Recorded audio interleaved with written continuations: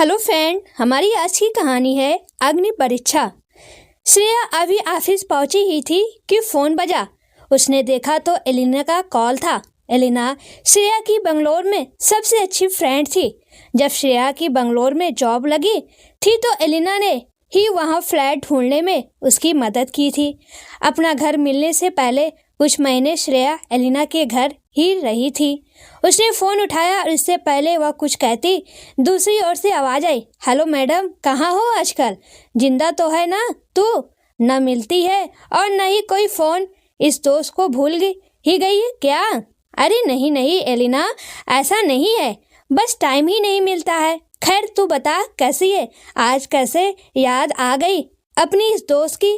श्रेया ने थोड़ा संभलते हुए कहा, मैं बिल्कुल ठीक हूँ। तो ये बता, शादी वादी करने का प्लान है तेरा या पूरी लाइफ बस काम ही करती रहेगी? एलिना ने मजाकिया अंदाज में पूछा। यार एलिना, तू क्या जब देखो शादी के पीछे पड़ जाती है? मुझे सिंगल देखकर जलन हो रही है क्या तुझे? श्रेया ने हंसकर बात को टालते हुए कहा। अच्छा, अब बातें ना बना, तुझसे बातों में कोई नहीं जीत सकता। वैसे मैंने ये बताने के लिए फ़ोन किया था कि अगले महीने की 10 तारीख को हमारी एनिवर्सरी है। एक छोटी सी पार्टी रखी है, तुझे आना है। मैं टाइम और वेन्यू तुझे मैसेज कर दूंगी, बस तू काम का बहाना देकर अब मना मत करना, एलिना ने जोर देते हुए कहा। ओके बाबा, मैं ज़रूर आऊँगी, श्रेया ने मुस्कुराते हुए कहा। अच्छा चल, फिर मैं रखती हूँ, अभी थोड़ा काम है। पार्टी में आना जरूर। और इतना भी क्या काम करती रहती है, कभी कभी दोस्तों को भी याद कर लिया कर। ओके मैडम, अब देख तू कैसे तुझे फ़ोन कर करके परेशान करती हूँ। वैसे भी तेरे अलावा और है ही कौन इस शहर में जिससे ऐसे बात कर सकूँ? श्रेया ने हंसते हुए कहा। हाँ तो अच्छा ही है ना, जब मन करे कर लिया कर फ़ोन। चल अभी रखती हूँ, bye. Okay bye.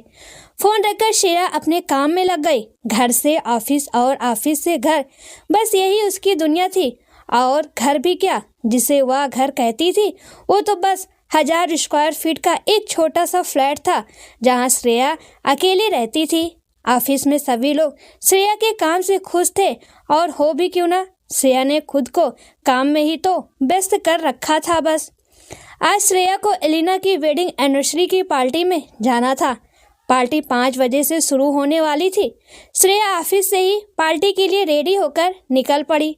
Golden border वाली नीले रंग का सिल्क की साड़ी में श्रेया बहुत ही सुंदर लग रही थी। उसके कंधे से थोड़े नीचे तक फैले रेशमी बालों की लटें बेहद खूबसूरत लग रही थी। उसे पहले एक अच्छा सा गिफ्ट लेना था और फिर टाइम से पार्टी में पहुंचना था। उसने ऑफिस के नीचे से रिक्शा ली और कमला गिफ्ट सेंटर पहुंची। वहां से एक एक्सक्लूसिव सा 100 पीस गिफ्ट रैप कराया और फिर वहीं से दी ओबराय होटल के लिए कैब बुक की। शाम के 5 ही बज रहे थे, कैब भी टाइम से मिल गई थी। 15 मिनट में श्रेया पार्टी में पहुंच गई थी। पार्टी शुरू हो चुकी थी।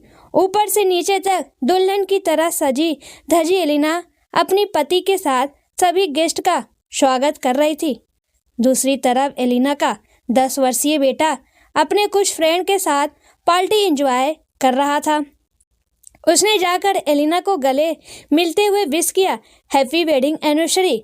फिर उसने उसके पति विनीत को हाथ मिलाते हुए विश किया और गिफ्ट दे दिया। अभी वह एलिना और उसके पति से बातें कर ही रही थी कि पीछे से किसी ने आवाज़ दी, श्रेया। उसने पलटकर देखा तो देखती ही रह गई। ब्लू शर्ट और ब्लैक कोट में 5 फीट 9 इंच का एक आकर्षक व्यक्तिगत वाला युवक उसके सामने खड़ा था। उसे ऐसा लगा जैसे वह कोई सपना देख रही हो। वह मन ही मन बुदबुदाने लगी, क्या तुम सचमुच मेरे सामने खड़े हो या केवल मेरा वहम है? उसके मुंह से शब्द मानो जम से गए थे। तुम यहाँ? उसने मुश्किल से संभलते हुए कहा। वह कुछ देर के लिए मूक बना रहा और एक टक श्रेया को देखता रहा। उसे जैसे अब भी यकीन नहीं हो रहा था कि उसके सामने जो लड़की खड़ी है वह श्रेया है। फिर थोड़ा संभलते हुए कहा, हाँ विनीत मेरा फ्रेंड है, अभी कुछ दिनों के लिए काम से बेंगलोर आया हुआ था, तो विनीत ने इनवाइट कर लिया। ओ ओके, मैं और एलिना भी दोस्त हैं तो इसलिए बस इतना ही बोल पाई श्रेया। दरअसल शेखर और श्रेया एक दूसरे से बहुत प्यार करते थे। यहाँ मैं आपको बता दूं, शेखर और श्रेया का प्यार बिल्कुल अलग था। उन दोनों ने एक दूसरे को सिर्फ फोटो में ही देखा था। वो एक दूसरे से कभी मिले नहीं थे। यही तो खास बात थी उनके प्यार की कि बिना मिले वो दोनों एक दूसरे के साथ भावनात्मक रूप से जुड़े हुए थे। बातें भी रोज रोज कहाँ हो पाती थी, बस हफ्ते में 1 या 2 बार ही बातें होती थी और वह दिन श्रेया के लिए पूरे हफ्ते का सबसे खूबसूरत दिन होता था। वो दोनों सोशल मीडिया के जरिए मिले थे। आजकल सोशल मीडिया के जरिए बहुत गुनाह हो रहे हैं, पर शेखर और श्रेया के रिश्ते में ऐसी कोई बात नहीं थी। वो दोनों तो गुनाह की सोच से भी परे थे। यह उन दिनों की बात है जब श्रेया कोलकाता में अपने पेरेंट्स के साथ रहती थी और सीए के एग्जाम्स की तैयारी कर रही थी। शेखर भी चंडीगढ़ के एक हॉस्टल में रहकर अपनी मेडिकल की पढ़ाई कर रहा था। फिर एक दिन शेखर ने श्रेया से मिलने की इच्छा जाहिर की। मिलना तो श्रेया भी चाहती थी। अब वो दोनों कब तक यूं ही एक दूसरे से 1000 किलोमीटर दूर बैठकर तस्वीरों में एक दूसरे को देखकर खुश रह पाते। मिलना जरूरी था, सो शेखर कोलकाता आया। उस दिन तो श्रेया के पैर मानो जमीन पर नहीं पड़ रहे थे। दोनों ने पूरा दिन एक दूसरे के साथ ही बिताया। उसे ऐसा लग रहा था मानो उसे अपने हिस्से की सारी खुशियां मिल चुकी हो। पर कहते हैं ना, सच्चा प्यार कभी आसानी से नहीं मिलता। प्रेम के रास्ते में रुकावटें तो आती ही हैं। दोनों मिल चुके थे, साथ जीने के सपने भी देख लिए थे, पर ईश्वर को शायद कुछ और ही मंजूर था। श्रेया के पिता की कार एक्सीडेंट्स में मौत हो गई और घर की बड़ी बेटी होने के कारण घर की सारी जिम्मेदारियां उसके कंधों पर आ पड़ी।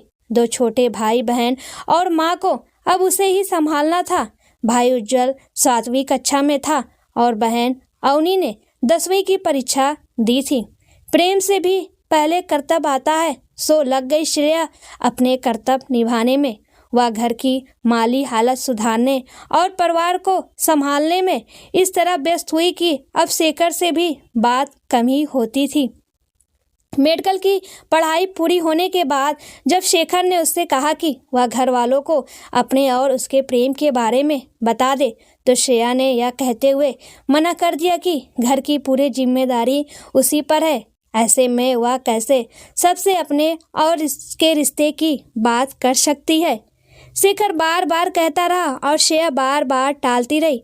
आखिर एक दिन शेखर ने उससे उसका अंतिम निर्णय पूछ ही लिया। श्रेया, क्या हमारे रिश्ते का कोई भविष्य है भी या नहीं? श्रेया कुछ देर चुप होकर कुछ सोचती रही, फिर बोल पड़ी। शेखर, तुम अपनी जगह सही हो और मैं अपनी जगह। तुम हमारे रिश्ते को एक नाम देना चाहते हो और वो सही भी है, पर मेरी अपनी कुछ मजबूरियां हैं और मैं अभी तुम्हारे साथ नहीं आ सकती। मैं यह भी नहीं कहूँगी कि तुम मेरा इंतजार करो, क्योंकि मुझे खुद भी पता नहीं है कि मुझे कितना वक्त लग जाएगा। शेखर की आंखों में अब आंसू थे। उसने रुधे हुए स्वर में कहा, ऐसा तो मत कहो श्रेया। मैं जानता हूँ कि तुम इस वक्त मेरे साथ नहीं आ सकती, पर तुम्हारा इंतजार करने का हक तो मत छीनो मुझसे। मैं बिना किसी शिकायत के अपनी पूरी जिंदगी तुम्हारे इंतजार में गुजार सकता हूँ। उसकी बातें सुनकर श्रेया की भी आंखें नम हो गई, पर खुद को संभालते हुए उसने कहा, नहीं शेखर, मैं तुम्हारे साथ अभी नहीं आ सकती, पर मुझे कोई हक नहीं है कि मैं तुम्हारी जिंदगी के साथ खेलूं। तुम शादी कर लो और अपना परिवार शुरू करो। कह देना बहुत आसान है, पर यूं अकेले जीवन नहीं गुजारा जाता। अब तक शेखर ने श्रेया का हाथ पकड़ लिया था और बेबस निगाहों से श्रेया की ओर देखते हुए बोला, ऐसा मत करो मेरे साथ श्रेया। किस बात का बदला ले रही हो मुझसे? मैं तुम्हारे बिना नहीं रह पाऊंगा।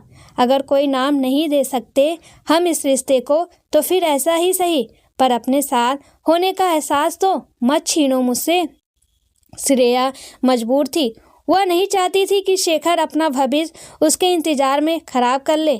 आखिर यही तो होता है प्यार, जिसमें दोनों को अपनी नहीं एक दूसरे की खुशियों की फिक्र होती है। श्रेया ने अपना हाथ छुड़वाया और दोनों हाथों को जोड़ते हुए कहा, प्लीज शेखर, मेरी बात मान लो, जाओ और जाकर अपनी दुनिया बसाओ, मेरे लिए अपना भविष्य मत खराब करो। इतना कहकर भारी कदमों से श्रेया वहां से चली गई। उसके बाद कई बार शेखर ने उसे कॉल किया पर श्रेया ने कोई बात नहीं की। फिर 2 महीने बाद श्रेया ने बंगलोर में एक जॉब के लिए अप्लाई किया और फिर जॉब मिलते ही बंगलोर शिफ्ट हो गई। उसने अपना फ़ोन नंबर भी बदल लिया था। उसने यही उम्मीद की थी शायद कोई कांटेक्ट नहीं रहेगा तो हार कर शेखर भी मूव ऑन कर लेगा। दिन, महीने और फिर साल यूं ही बीतते गए और दोनों ना कभी मिले और ना ही कभी बात ही हुई। न उसे पता था कि शेखर क्या कर रहा है और कहाँ है और ना ही शेखर के पास उसकी कुछ खबर थी। लेकिन आज 5 साल बाद किस्मत ने एक बार फिर उन्हें मिला। यहाँ काफ़ी शोर है, चलो वहाँ चलकर बात करते हैं, शेखर ने पुल की तरफ इशारा करते हुए कहा। वो दोनों पुल के पास वाले सोफे पर बैठ गए। कुछ देर तक दोनों बस एक दूसरे को देखते ही रह गए। दोनों के पास कुछ कहने के लिए जैसे शब्द ही नहीं थे। श्रेया जैसे किसी कश्मकश में थी कि कैसे पूछे कि शेखर ने शादी कर ली है या नहीं। आखिर शेखर ने ही चुप्पी तोड़ते हुए कहा, तो बताओ तुम बंगलोर में कैसे? मेरी जॉब लग गई है यहाँ, पिछले 5 सालों से यहीं हूँ। तुम बताओ कुछ अपने बारे में, श्रेया ने अप्रत्यक्ष रूप से पूछने की कोशिश की। शेखर ने थोड़ा मुस्कुराते हुए कहा, बस वैसे ही हूँ जैसे पहले था। शादी वादी तो कर ही ली होगी अब तक, कभी मिलाओ अपनी वाइफ से, श्रेया ने अनजान बनते हुए कहा। अरे मैं तो कब से रेडी हूँ शादी के लिए, बस लड़की ही नहीं मान रही। शेखर ने श्रेया की आंखों में देखते हुए ऐसे कहा मानो कोई जवाब तलाश रहा हो। उसे इस तरह देखते हुए देख श्रेया एकदम से छिप गई। उसने झट से अपनी पलकें झुका ली। उसे लगा मानो उसकी चोरी पकड़ी गई हो। घर पर सब कैसे हैं? अवनी की भी पढ़ाई पूरी हो गई होगी ना अब तक तो? और उज्जवल, वो क्या कर रहा है आजकल? शेखर ने फिर एक बार बात बीच जारी रखते हुए कहा। हाँ, अवनी ने MBA खत्म कर लिया है और पुणे में एक मल्टीनेशनल कंपनी में जॉब कर रही है। अब उसकी शादी के लिए माँ लड़का देख रही हैं। अच्छा लड़का मिलते ही उसकी शादी कर देंगे। उज्जवल का भी IIT में दाखिला हो गया है। चलो अच्छा है, अवनी पढ़ाई पूरी हो गई है और अब कोई अच्छा लड़का भी मिल ही जाएगा। अवनी है ही इतनी होनहार, उज्जवल भी IIT खत्म कर ही लेगा, फिर उसकी भी लाइफ सेटल हो ही जाएगी। और तुम श्रेया, तुम कब कर रही हो शादी? कोई अच्छा लड़का मिला कि नहीं तुम्हें? शेखर ने हंसते हुए पूछा। श्रेया चुप ही रही, फिर कुछ सोचकर थोड़ा सकपकाते हुए बोली, अच्छा मैं चलती हूँ, एलिना मुझे ढूंढ रही होगी। और उठकर जाने ही लगी थी कि शेखर ने पीछे से उसका हाथ पकड़ लिया। तुम अब भी कुछ नहीं बोलोगी श्रेया? और कितनी परीक्षा लोगी मेरा? प्लीज आज तो कुछ बोलो। इस तरह हमारा मिलना शायद भगवान का संकेत ही है। श्रेया, ईश्वर के इशारों को समझो श्रेया और मान जाओ, आज मना मत करो। श्रेया ने डबडबाई आंखों से पलटकर शेखर की तरफ देखा और फिर गले लग गई। आखिर उनके प्यार को मंजिल मिल ही गई थी। उनका प्रेम जीवन की इस अग्नि परीक्षा में खरा उतरा था और दोनों शादी करके साथ में खुशी खुशी रहने लगे। सच में दोस्तों, ऊपर वाले को अगर जिससे मिलाना रहता है वह जरूर मिलाता है, कोई कितना भी क्यों ना दूर हो जाए।